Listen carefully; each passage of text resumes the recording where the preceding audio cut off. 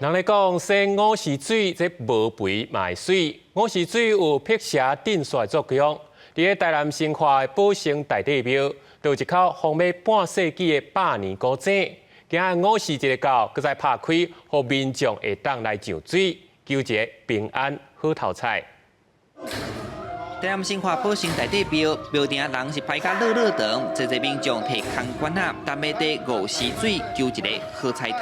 坐10公升的水倒来，倒来吼，因为这会当迄个健身身体健康。庙方甲香炉摆成八卦形，拿念咒语，等午时一到，要甲这口将近红半世纪的井重新拍开。其实这口井伫建庙时就有，到达有400年历史。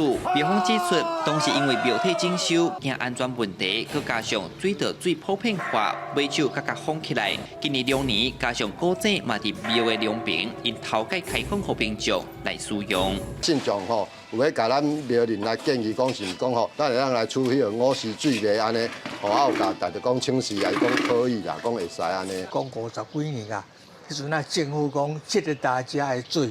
来当金属啦吼，迄阵才开始家当无伫使用啊。民间风俗5月这7天中昼11点到1点，这段时间的水叫五时水，其中嘛有流传袂少相关的俗言。像讲古早人讲五时水洗目睭，金柑仔乌手，也是洗五时水无肥卖水。佮有一句是五时水啉一喙，较好保养食3年。每一句背后有无共意涵，时代改变已经无建议摕来啉。咱的风俗内底个讲，咱这真有疗效，所以讲五时水洗目睭，会当金柑目睭拿乌手。过去物资欠缺，所以讲会当食有3顿饱，就足无简单啊，哪个食较会肥？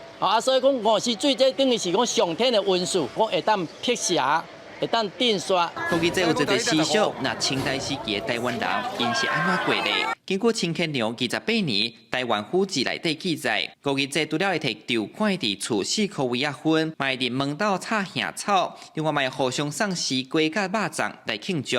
台湾俗言甲文献记录，也互大家知影古早人是安怎过5月节的。记者从台南采访报道。